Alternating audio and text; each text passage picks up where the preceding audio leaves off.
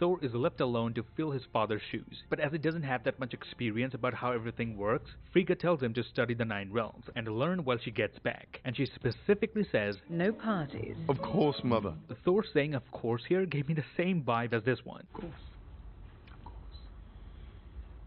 Now what Thor plans on doing is partying, but how can he do that when Heimdall is almost always keeping an eye on him? So he decides to go to a planet so backwards that even Heimdall wouldn't even bother looking. And that planet is of course Midgard. Now while they were walking inside Odin's treasure room, in the background we can see an infinity gauntlet. In the main timeline it was debunked by Hela, who said this is a fake gauntlet. Cut to Midgard where the party is going on exactly the way every comic book fan would imagine. We again see the guy with the pineapple t-shirt now partying with Lady Sif. Now this beer stein in Lady Sif's hand looks different than the other two. It's because she brought this all the way back from Asgard. Not only her, even the Warriors 3 and Thor himself have all brought their glasses along with them. That's why everyone else has regular looking mugs while theirs look different. But listen to what Thor says. It never runs out. You try to drink it all, but you can't because it's magic. Well, some may think this is a reference to Doctor Strange, who offered Thor a never-ending drink, but keep in mind, Stephen Strange is yet to meet the Ancient One in this timeline, so this couldn't be a reference to Doctor Strange. So why did Thor say it then? Well, because his beer glasses from Asgard probably have magical abilities that always refills a drink before it ends, and that's the reason they were brought here in the first place. Now in this shot we can also spot Yondu, but can only see him from the back. Jane then figures out the first extraterrestrial to arrive on Earth was Thor, who we see in slow motion flipping his hair with a big smile on his face, and this immediately makes Jane fall head over heels for Thor. And here we're introduced to Howard the Duck, once again played by Seth Green. He's here probably because in this universe the Collector didn't put him in a cage. We see Thor having a laugh with Skrulls, who he commands to copy his look. While some may get intimidated by this, but this Thor enjoys it. It's because all he can think about is himself. And then we get this joke at the expense of Natalie Portman's height. Yes? Huh? Oh, there you are, all the way down there, so tiny, I almost stood on you. Thor offers Jane some food, and there we meet the Grandmaster for the first time in this series. And he's not alone, he has his bodyguard Topaz by his side, who's carrying the melt stick that he uses to literally melt criminals. Jane then asks Thor if he's the Norse god of thunder, but Thor, who never even heard the word Norse, says this. I don't know anything about horse gods, but I do know how to bring the thunder. This shows why Mother Frigga asked him to study the 9 realms. That way he would have learned how he's known to people in Midgard. And just like Jane was all over Thor, now it's Thor himself who finds Jane extremely pretty and even compliments her intelligence. Your eyes. Do all geniuses have such deep, dark eyes? It's like watching the birth of 2 stars on the edge of the galaxy. Then we see Thor, Jane, and almost everyone party like there's no tomorrow. And we get our very own MCU Grandmaster who shows his passion for spinning records. And if you watch it in slow motion, you'll notice how Thor was also spinning his hammer while dancing. We then see Nebula is playing dice, and she's playing to win an eye. So in this universe, she received the same sort of treatment as in the main timeline. I just wonder how would this version of Thor react if he sees this version of Nebula in front of him. We get some more cameos from Valkyrie and Drax. And somehow we end up with Darcy marrying Howard the Duck in Vegas. I mean, Howard my dude has been maintaining some level since 1986. And notice this Elvis impersonator officiating this wedding. He looks awfully similar to Kurt Russell, wouldn't you think? I mean, the resemblance is very unlikely to be coincidental, given the fact that Kurt Russell is also an MCU actor, who played Ego, Peter Quill's father, in Guardians Volume 2. Thor and Jane then both decide to get tattoos on their arms, with Thor deciding to go for signs and Jane picking up Thor's hammer. And notice how smooth Thor's tattoo is compared to Jane's. Jane is almost bleeding and got some blisters. Another small detail showcasing their different levels of pain tolerance. Now I thought Thor may have threatened the people inside the tattoo shop to get these tattoos, but it seems as though this particular shop is giving out discounts if you're a couple. And if this Jane is anything like we've seen in live action, then you know that she isn't that financially well off. So maybe they both got tattoos together because that way they could get the couple discount. Cut to the next morning where everyone is suffering from a hangover. Now because Jane tried to warn S.H.I.E.L.D. at the beginning of the episode, S.H.I.E.L.D. has now come to Jane to investigate more. We see Rocket Raccoon sleeping on a sink, and notice they even managed to break the mirror above the sink. Now Thor again calls him a rabbit. Guys, look, there's a cute little rabbit in the sink. Oh, look at this little rabbit. In Avengers Infinity War, Thor also mistook Rocket for a rabbit. Rabbit is correct and clearly the smartest among you. Rat? We see Maria Hill as acting director of S.H.I.E.L.D., as Nick Fury was taken out by Korg while he was attempting a ball cannon. Now listen carefully what Nick Fury says as Korg rams into him.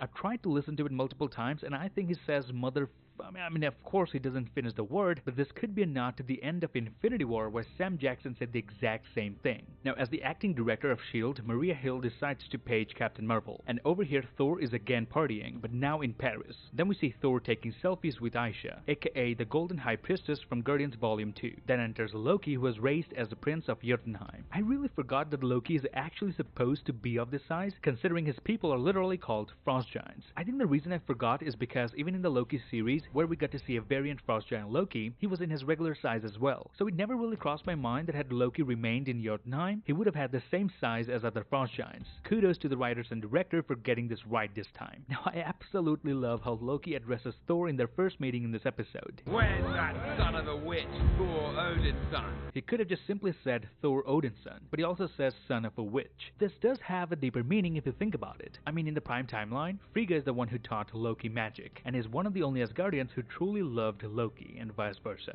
This version of Loki is bulky AF, as he is the only one who has proper six-pack abs here, and still dons the bandy horns of his from the comics. You notice even though this Loki is huge, but these Frost Giants behind him are even bigger than him in size, probably because this Loki is still young. Speaking of which, notice how director Brian Andrews put all the characters in the shot from small to large in terms of their height. If you look at them from left to right, we then learn that despite growing up in two different worlds, Loki and Thor still consider each other as brothers from another mother. So it seems as though their brotherhood across the multiverse is so significant that even if they're worlds apart, their paths will eventually cross. We then hear a sonic boom as Captain Marvel arrives on Earth. Now, out of all the crazy things that we see in this episode, having the names of countries such as France and Belgium engraved on Earth was the moment I lost it. I don't know why, but I think this was the funniest thing in this episode. Straight out of Looney Tunes, eh? But yes, this wasn't just for comedic relief though. It keeps your focus on the story, and you know at all times where the story is taking place. Captain Marvel then asks Thor to clean up the mess and leave the planet immediately, but he of course refuses, which results in this fight. Thor calls Captain Marvel a party pooper, which a lot of people would agree with for a lot of reasons. Now in this fight, Captain Marvel does end up getting hit by Mjolnir, which again establishes the fact that things are indeed different in this universe, because in this universe Thor hasn't fully grown yet. So Captain Marvel probably didn't know that his hammer can make a full stop and come back to him anytime he wants, which Thor calls the hammering technique. Now as the fight intensifies, Loki says this. Here we go.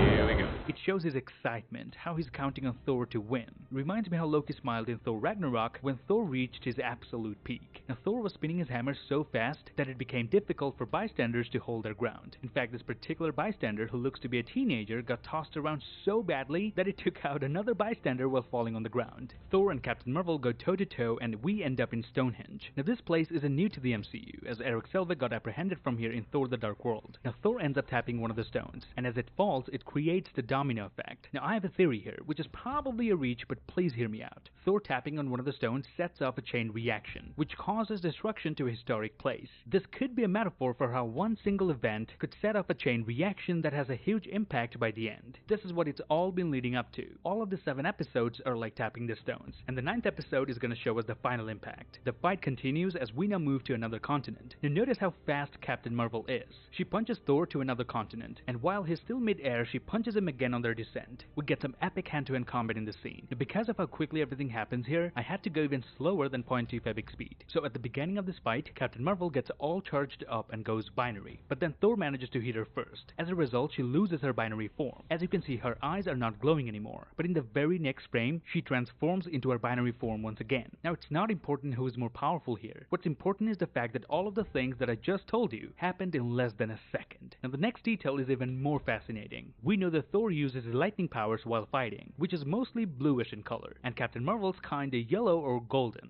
Now notice in this fight, whenever an impact is made, Captain Marvel's energy runs towards Thor, while Thor's lightning goes towards Captain Marvel. And when it's only Thor striking at Captain Marvel, we only see lightning and no energy coming off of her. This sort of accuracy is why I love watching Marvel content in slow motion. Trust me, it happens so fast in real time that nobody would bother in a million years if Marvel hadn't put these details in. But Marvel still does, and that's what I appreciate. Thor then hits her with a lightning blast, but it makes no impact. It actually surprises Thor, because just like Captain Marvel wasn't fully aware of his powers, he isn't fully aware of hers either. One of the main powers of Captain Marvel is energy absorption. She will absorb as long as you want and then unleash it whenever necessary. Thor then finally gets the upper hand as he uses the Mjolnir to pin her down. He did it in Thor 1, and we have always wondered why he didn't do this in Endgame. And I'm so glad he used his worthiness to come out on top against Captain Marvel, because no matter how powerful she is, as long as she isn't worthy, Thor will always have the upper hand. Cut to Maria Hill, who is now furious with Captain Marvel, because Maria was told one punch of Carol Danvers is equal to 10 nuclear bombs. But she's standing here after getting defeated by a weak Thor. Darcy then says she's a big fan of Captain Marvel. Who are you? Darcy, big fan. She said something similar in live action as well. Monica, I know, I'm big fan. Carol Danvers then says if she really uses her full powers, it could kill a whole lot of people with Thor, and that won't be a smart move. So they come up with a new plan. They will lure Thor to Siberia and attack him with the intention to kill. Jane, who is in love with Thor, disagrees with the plan, but Maria Hill says her assistance is no longer required, so Jane and Darcy both get dropped from the mission. Jane then tries to reach Thor over the phone, but Loki picks up the call. Now Frost Giant Loki is so massive that a regular-sized cell phone is just as small as the tip of his fingers. So because he couldn't get a proper grip, he drops the cell phone. And that's a challenge for you, Apple. Try making an iPhone that will survive a drop test if it was conducted by Frost Giant Loki. We then meet Surtur for the first time since Thor Ragnarok. And the best part about him is Clancy Brown actually came back to reprise his role. Now a lot of people are theorizing that this version of Surtur is good. Well, I don't think so. I think this version of Surtur is still destined to cause Ragnarok. Ragnarok didn't happen because Odin adopted Loki or because Hela went rogue. Ragnarok at the hands of Surtur was prophesied well before all of that in the comics. So yeah, I think Ragnarok is still inevitable in this universe. If anything, it's even easier now. Maybe Thor will one day party so hard in Asgard that will lead to the destruction of the planet. And I absolutely loved how Surtur literally melted the right arm of the Statue of Liberty. Now the Harbour Bridge in Sydney has been turned into a dance floor, and over here we see Mantis for the first time. Cut to Thor, who is about to slide down the Opera House, but is interrupted mid-flight by Captain Marvel, and they again end up fighting each other. But luckily Jane calls upon Heimdall. He brings her to Asgard, and discovers Thor's life is in danger, so he immediately teleports Jane to Frigga. Now over here Maria Hill is preparing to nuke both Thor and Captain Marvel. When asked why Captain Marvel, she says because she can withstand it. And notice as soon as Frigga appears before Thor, his facial expression changes almost instantaneously, whereas Captain Marvel doesn't even flinch. Thor lies to his mother, saying he came to Midgard to study the 9 realms, and his mother doesn't believe him, so she cuts her trip short and is on her way to Midgard. So now instead of fighting Captain Marvel, he now begs her to help him restore this planet as it was before. After seeing this, Maria Hill decides to put a hold on the nukes, but Ramlo, aka Crossbones, seemed pretty eager to fire the nukes, mostly because he's a Hydra agent, which S.H.I.E.L.D. is full of at this point in the timeline. Thor then comes back to the Harbour Bridge and convinces everyone to stop the party and clean up after themselves, and then begins the damage control, starting with the Stonehenge fixing the power to the city, and Surtur takes it upon himself to fix the broken arm of the Statue of Liberty. Now while fixing all of their mess, I like how Thor overdoes it again, and literally corrects the Leaning Tower of Pisa. Now it could be because of Thor's lack of knowledge, or this was an intentional nod to Superman 3, in which evil Superman commits multiple atrocities just to piss everyone off. Now all of this really make me think just how long the Bifrost journey is. I mean, so far we've seen them travel through the Bifrost almost instantly, but this time it took ages for Frigga to arrive on Earth. I mean, how convenient. I guess we needed that for the dramatic reveal, where Frigga finally arrives on Earth and finds Thor starting with his group. You notice when everyone greets Frigga by saying "Hello Mother Frigga," we can clearly see Thor's lips are moving as well. Everyone say hello to Mother. Hello, Mother Frigga.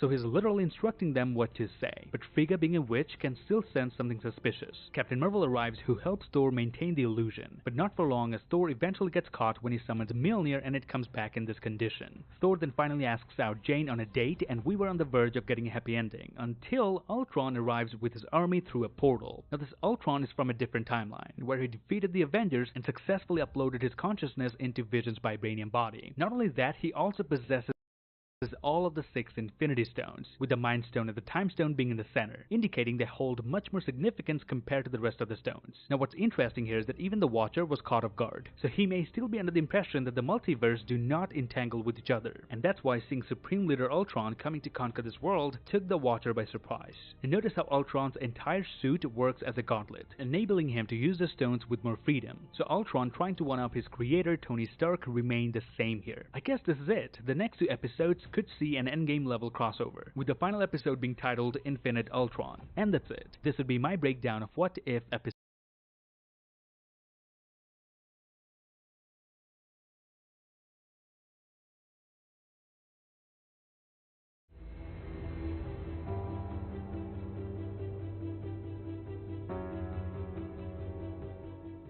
Hey everyone, I'm the Canadian Lad, and I just watched What If Episode 6 at 0.25 big speed. This episode is called What If Killmonger Rescued Tony Stark. Well, they could have easily named it What If Killmonger Backstabs Everyone He Ever Works With. That's how crazy this episode was. And I've actually done the counting. There were a total of 6 betrayals from Killmonger in this 32 minutes episode. That's one big betrayal every 5 minutes or so. I mean, he could give Palpatine a run for his money. Anyway, without wasting any time, let's begin our breakdown. Now for this episode, Michael B. Jordan, Jon Favreau, Chadwick Boseman, Angela Bassett, Andy Serkis, Don Cheadle, and Paul Bettany all come back to reprise their respective roles. One of the reasons we can relate to the MCU so much is because no matter how small a role is, Marvel always ensures the original actors are portraying them. For example, this scene in Endgame where Alexander Pierce walks into the Stark Tower, imagine if Robert Redford hadn't played this character. The continuity would be broken and therefore diminish the authenticity of the story, which is exactly what makes this episode so great. Paul Bettany even came back to do voiceovers for less than 5 lines.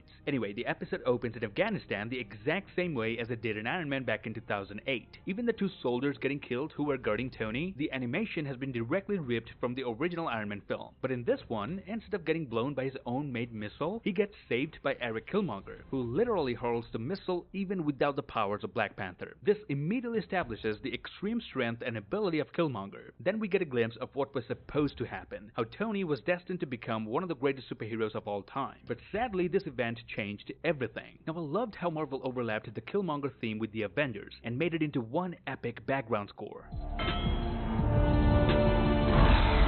Tony then holds a press conference answering questions regarding the incident in Afghanistan. Here he publicly announces Killmonger as the new head of security, and this obviously shocks Pepper standing in the background, but not more than Happy though, who says it was supposed to be him. This is such a load of bull. It's supposed to be my promotion. Now one thing I'm really enjoying in this series is how much attention is given to each character's expression. For example, in this very scene, Pepper gets shocked, but Happy becomes a bit sad. We can visually see the differences in their expression. They could have easily given both of them similar facial expressions, and nobody would have complained. But they still made sure the story is dictating everything, not the other way around. And no, if it wasn't an animated show, I wouldn't have counted this as a detail. We then see Christine Everhart for the second time in the show after episode 4. And yes, Leslie Bibb did the voiceover for the character as well. Now she asks Killmonger what was he doing in Afghanistan in the first place. And to everybody's surprise, Killmonger admits he was there to kill Tony Stark, not save him. And he was working in an operation inside the 10 Rings. He even reveals that the operation was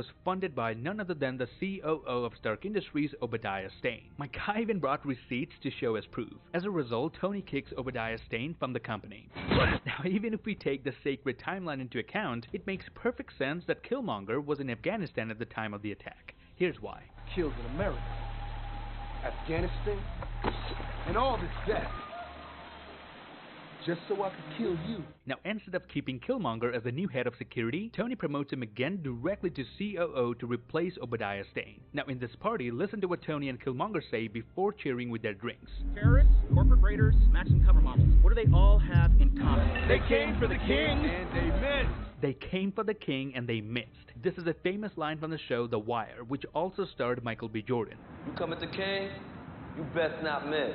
Now it's true, innit? I mean, if you manage to strike at a king, you must kill him, otherwise get killed yourself. We then learned that Pepper had asked Rhodey to do a background check on Killmonger. So Rhodey says Killmonger has done a pretty good job for a kid from Oakland. And of course, in Black Panther, we had previously seen that Eric did grow up in Oakland City in California. Eric has been highly trained in assassinations, which really scares Pepper. She says everyone comes to Tony to get some sort of advantage, and it's her job to figure out what exactly it is that they want. But even she's confused with Killmonger. She's not able to read his motives or predict any of his moves, and that's what concerns Pepper the most. Cut to Tony's garage where he brought Killmonger along with him. Here we see a series of sports cars, just like we've seen in Iron Man 1, including a Ford Flathead Roadster, which originally inspired the colors of Tony Stark's suit. Tony then reveals that he has been working to miniaturize the Jericho missile into a portable firearm. Jericho was the reason why Tony went to Afghanistan in the first place. He showed a live demonstration of what it can do and sold it to the US military. I mean, look at the sizes of the missiles, and let's not even talk about the destruction they're capable of causing. So in this universe, Tony has figured out a way to miniaturize all of that into the small portable firearm. Killmonger then says his father was killed in a gang violence. He tries to gain Tony's support emotionally. He puts on a facade and shares his plan of creating a drone army to obsolete human soldiers. Now notice what Killmonger does just moments before sharing his plan.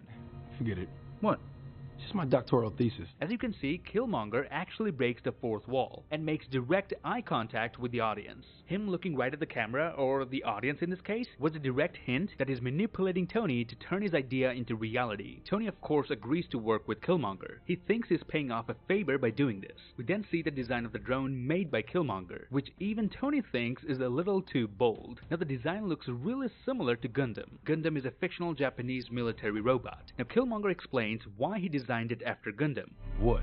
I like anime. Now the fun part is Michael B. Jordan is a massive anime fan, so I'm sure he might have had something to do with it. We then see Tony a bit struggling with his drinking habit, and throughout the episode his drinking kept on increasing by the minute. This could be a reference to the comics where Tony did have an issue with alcohol, even though in the first ever look of Tony we saw the camera solely focusing on his drink. But later on the MCU never really paid any great attention to it, and that's why I find What If so captivating. It sticks to the comics no matter how dark or evil the story gets. Tony and Killmonger then work on building the drone. He uses the same tech as we've seen in live action. He then puts Jervis at the wheel, saying human pilots mean human error. And in Avengers Age of Ultron, we saw the sticker on the Quinjet that says, Jervis is my co-pilot. Killmonger then trains the drones by teaching them combat moves. Now the visual look of the drones also resemble the drones Ivan Vanko made in Iron Man 2. We get a failed operation test, which is again a callback to the original film. Now when they both get frustrated by their failure to create a sustaining power source for the drones, Tony comes up with an idea of creating a miniaturized arc reactor. A miniature arc reactor of course is what kept him alive after shrapnel was embedded in his heart and chest in Iron Man 1. And notice when Tony talks about creating a miniaturized arc reactor, he even puts his hand over his heart. Now to prove that I'm not reaching here and this is genuinely a detail, I'll play the scene for you. If we could miniaturize an arc reactor...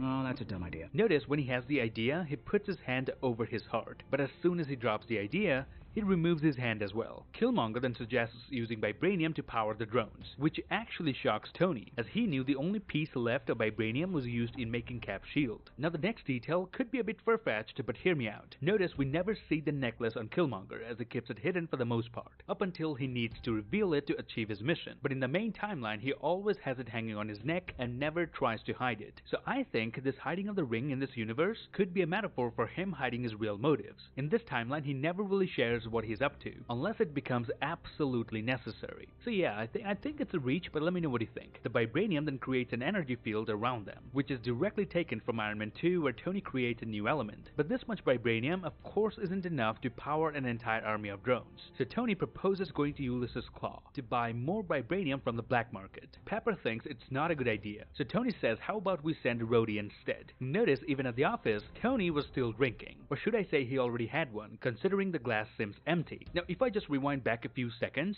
I love this exchange between Tony and Pepper. No, Tony. Absolutely not. I'm sorry, are you allowed to say that to people in my tax bracket? Tony. Are you allowed to say no to people in my tax bracket? Meaning this version of Tony learned no lesson as he wasn't held captive in the cave. But if you think about it, Playboy Tony is supposed to talk like this. In fact, he did in the main timeline, but that was for a very brief time. With today's culture and time, I don't think people would have appreciated Tony's character and simply jump to conclusions and cancel him. If we learn anything from seeing the entire arc of Tony, that is everyone deserves a second chance. Nobody is perfect. We then meet Ulysses Claw in the salvage yard. It's the same place where Claw hides out when we see him for the first time in Age of Ultron. Ulysses shows Rhodey a Dora Milaje's spear, as well as tons of vials containing vibranium. But that's when the ship gets infiltrated by T'Challa aka Black Panther. He takes out each and every man of Ulysses Claw. That too in some fashion. Now the slow-mo shot over here shows just how fast Black Panther is. I mean, this guy didn't even get enough time to look at Black Panther. He's still gazing upwards towards his front, while Black Panther over here has already reached the vicinity from where he can easily throw a punch. I think this is the first time we're seeing Black Panther utilizing his speed in a hand-to-hand combat.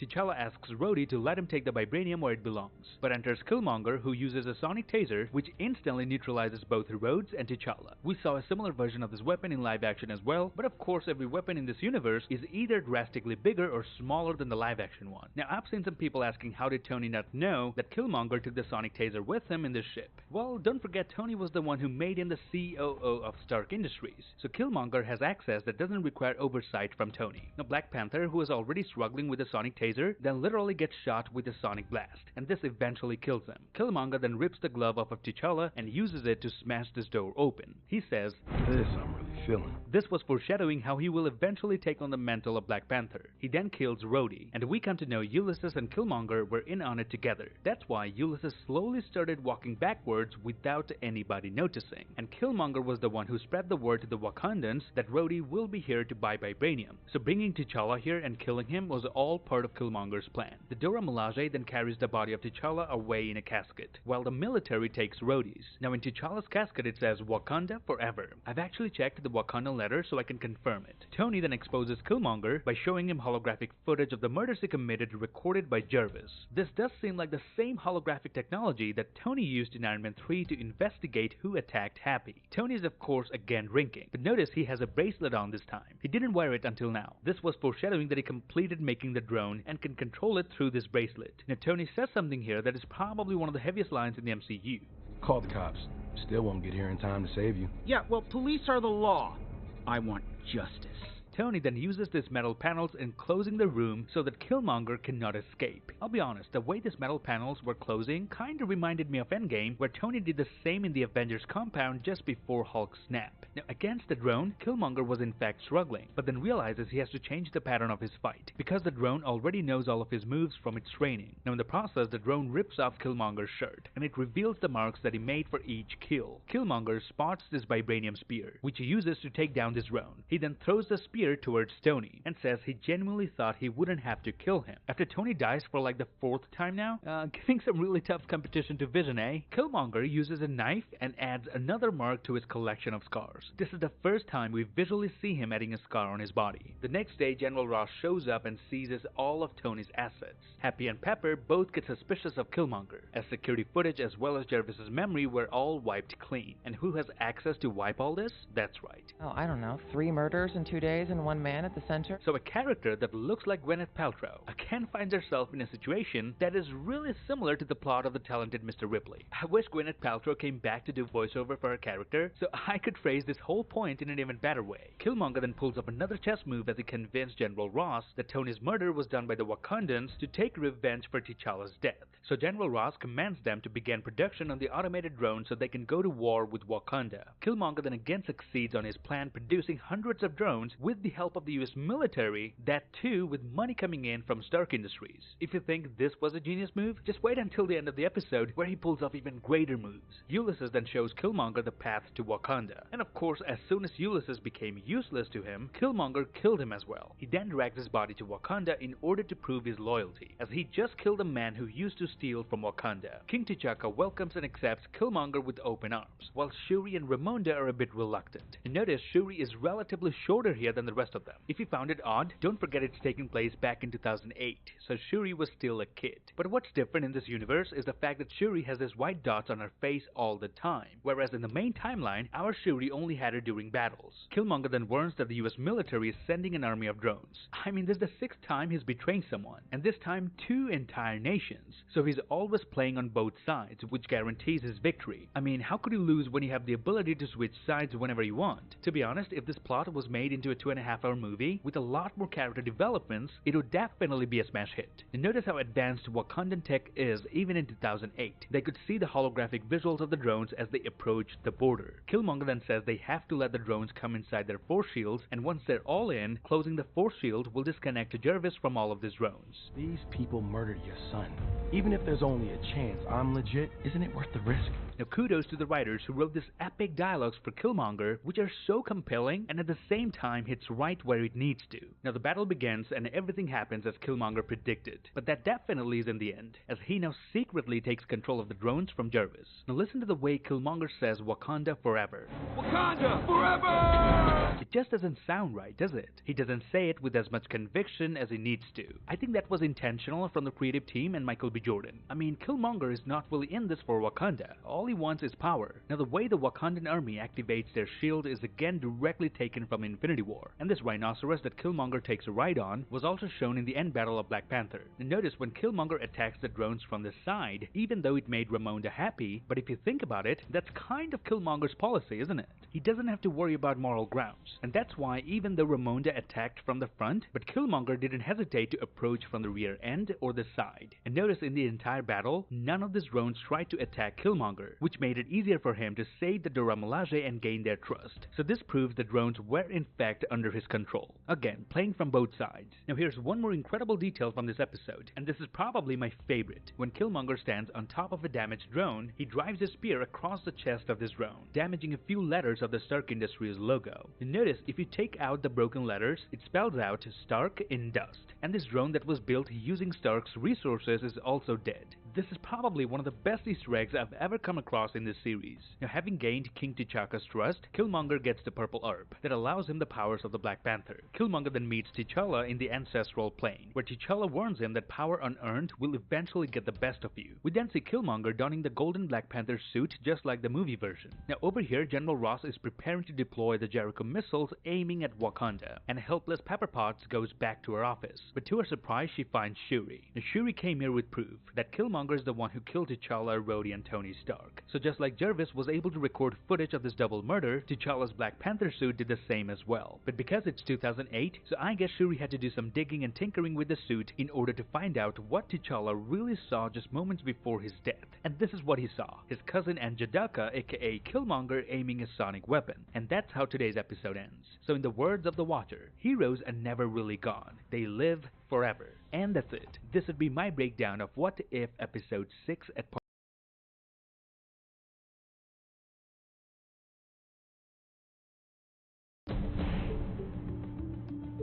1992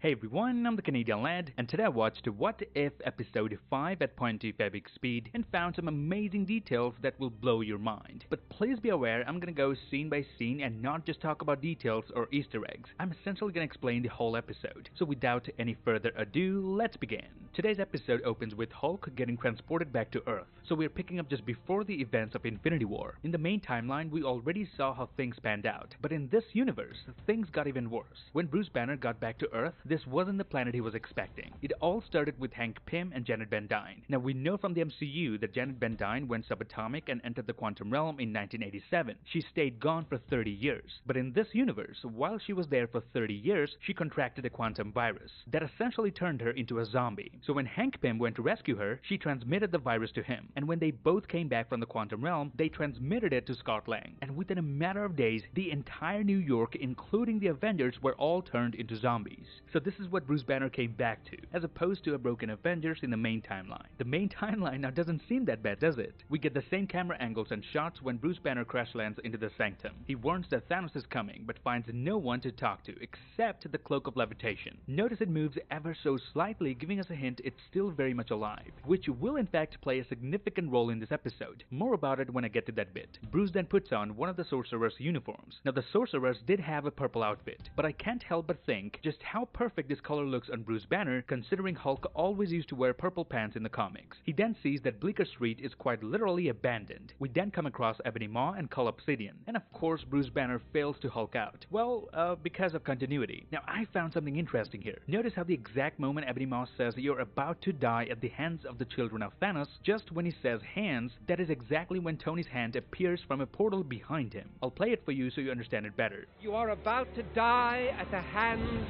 of the children of...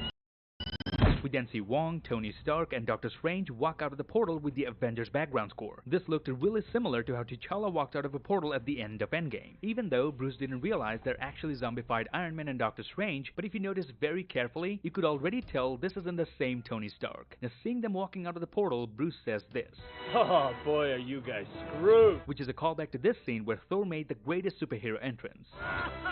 You guys are so screwed now! The Trident made such good use of their powers and utilized the portals as much as they could. Now you may ask, why didn't the Avengers use the portals as much in Infinity War? Well, the answer is simple. The Avengers were trying to beat Ebony Maw and Cull Obsidian, whereas the zombified Avengers are basically trying to eat them. And you can't eat someone if you're standing 50 miles away from them. So the first move they chose to make was to open a portal and get near them. Now Bruce slowly realizes Tony, Wong, and Steven are acting a bit too brutal, because Bruce actually noticed how Wong had literally jumped and groped Ebony Maw, something you don't often see in a normal fight. Then it is officially revealed to us that they're all zombies, and Tony Stark prepares to blast Bruce Banner, but the Cloak of Levitation comes to his rescue. Wong then tries to eat Bruce, but gets stopped by the cape. So not all heroes wear a cape, some are just cape itself. And I again love the way they executed this scene. The cape is holding Doctor Strange on one hand while stopping Wong on the other, while in the background Tony Stark was literally lying on top of Cull Obsidian. Now notice how none of them lost their powers and abilities even after getting infected with the virus. So the virus doesn't take away any of their powers. Wong then gets beheaded by his own portal, something we've seen already in Infinity War. But of course the scenario was a bit different. But what remained consistent though is the fact that Bruce will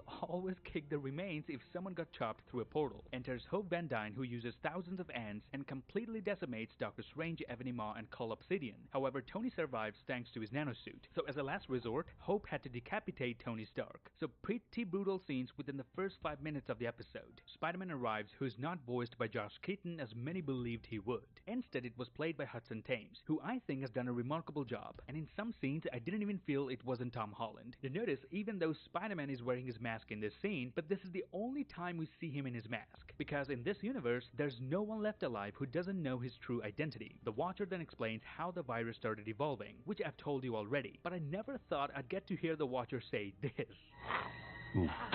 The Watcher expressing his feelings so vividly is just planting the seeds for future episodes where the Watcher will in fact intervene. Peter then shows Bruce a tutorial that he made to escape a zombie attack. Now in this tutorial we see Happy Hogan wearing a t-shirt that says, "I'm not single, I'm saving myself for Thor," and also an Iron Man repulsor glove on his hand. Now his skills include driving and boxing, which is another continuity detail from the Iron Man films, where we've seen him as both Tony's chauffeur and was helping Tony train boxing. This is also a nod to the comics, where Happy Hogan is actually a boxer. Then we meet Kurt, a very funny and a significant character from the Ant-Man franchise. Now notice he's wearing the same ex-con jacket that we've seen him wear in Ant-Man and the Wasp. Now this ex-con basically stands for ex-convicts, which they all were in the main timeline. His skills include Slavic folklore, probably because he keeps bringing Baba Yaga all the time, and crime because, well, he was a convict already. I like how Kurt uses a packet of ketchup as an improv blood. Next we see Bucky Barnes, who gets introduced as silent but deadly. Notice how his shower curtain is adorned with red, white, and blue stars and stripes. This is a nod to his patriotic side and his association with Captain America. His skills are murder, a killer arm, and heavy sleeper. But if I just rewind back a few seconds, notice how Peter's cell phone is almost dying. This is an animated show for God's sake, but Marvel still made sure to add such little details like this. Up next we see Sharon Carter, who in our timeline is now the Power Broker. Then we meet Okoye, who came here to find her king T'Challa. Notice how the Cloak of Levitation was also watching the homemade tutorial made by Peter Parker. We then learn they made their base with a series of buses suspended over the city. Now even though this does seem like one of the greatest ways to escape a zombie apocalypse, but zombies who can fly, for instance Iron Man or the Wizards, could very easily make it here. So the fact that this base isn't shattered or affected indicates they made this base after Iron Man died. And notice all of these buses are held together with Peter's web, and we learned in Spider-Man Homecoming that his web takes 2 hours to dissolve. Hey, that's gonna dissolve in 2 hours! So maybe in this universe, Peter's webs are a bit stronger and doesn't dissolve as quickly. Therefore he was able to make this base. Or maybe he makes a new base every 2 hours. The Avengers then find out a potential cure to this virus, which is located in Camp Lehigh. Now Camp Lehigh is of course the birthplace of Captain America, where Steve Rogers trained at and became the man he was. They then all travel to New Jersey, but during that, we're made to believe that a giant-sized zombie is attacking them, only to realize that this zombie isn't that big, but they're the one traveling in miniature mode. Now this scene was foreshadowing the arrival of the undead giant wasp. More about it when I get to that. I like how there are 2 buttons on the van, a big one to become big and a small one to activate miniature mode. And notice when the van was small, the front was completely okay, but as soon as it comes back to its normal size and shatters the zombie into pieces, the front grille takes a huge dent because of colliding with the zombie. Another great attention to detail. Okoye then decides to split the group into 2, which Peter thinks is not a good idea. Splitting up in a zombie apocalypse is the last thing you should do. Her lack of sensibility here shows why she's in need of T'Challa. We then get to see Sam Wilson, aka Falcon, who is also infected with the virus, and Happy over here gets huddled with all these birds. Now in the comics, Falcon can actually communicate with birds through his telepathic ability, and it seems as though Falcon did just that to distract Happy. Now each time Happy shoots using his repulsor gauntlet, he says blam. Sharon takes notice of this as well. Are you saying blam? Was I? Now a big fight takes place where Happy gets infected as well, and notice even when Happy became a zombie, he was still saying blam. Now over here, Peter is trying to jumpstart the train by creating enough thrust and momentum, but he was about to be eaten by one of the undead. But luckily the Cloak of Levitation again comes to rescue, and Okoye over here literally cuts Falcon in half. But just like Bucky, we should have been sat here, but we're not. Now the train finally starts running, and they're on their way to Camp Lehigh. We then see Peter Parker effortlessly donning the Cloak of Levitation. He asks Hope if she thinks he can pull it off, and this is what she says. Maybe I'll grow into it. you will grow into it. Does it ring any bells? Well, in Spider-Man Into the Spider-Verse, Miles Morales asks Stan Lee if he can return the mask if it doesn't fit. But Stan Lee said there's no need to return it, as he will eventually grow into it. I immediately thought of Stan Lee when Hope said that to Peter. Cut to Sharon, who gets attacked by a zombified Captain America. Now, out of all these entrances, Cap's entrance was the most intense is what I felt. Even though we already knew what's coming through the promos, but I still enjoyed this scene as if I watched it for the first time. This slow reveal from darkness to light also resembles his entrance in Infinity War. Now, I noticed something really creepy over here. When Sharon got bitten by Cap and was lying unconscious on the floor, notice one of her fingers was twitching ever so slightly, again establishing the fact that she isn't dead. She has just been infected with a virus. Now, there's one more detail in this scene that I can guarantee you nobody will notice except if you watch it in slow motion. Notice whenever Bucky punches Cap's shield using his metal arm, it surges some sort of an energy, which makes sense because colliding two vibranium metals are creating a friction here, therefore this fiery effect. However, when Bucky punches Cap's shield using his normal hand or the right hand, there's no more friction, because the shield is not absorbing as much energy here as it does when it gets hit by the metal arm. This scene lasted like 2 seconds in real time, but the VFX team still made sure to pay attention to this detail. Bucky then finishes the fight by decapitating Cap.